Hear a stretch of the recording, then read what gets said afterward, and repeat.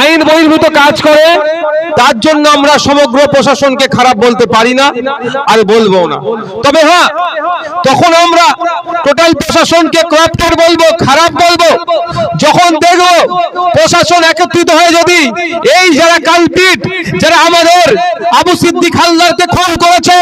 তাকে যদি বাঁচানোর চেষ্টা করে, তখন আর কোন প্রশাসনকে ভালো কি খারাপ, তখন কিন্তু আমরা আর বাঁচবো না। আমরা এখনো সংযত আছি,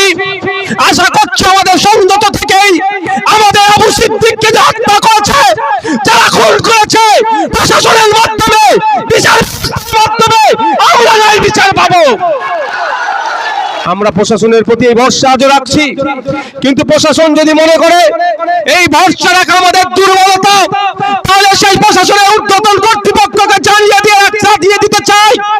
যে আমাদের যেমন ভরসা রাখতেও পারি আমরা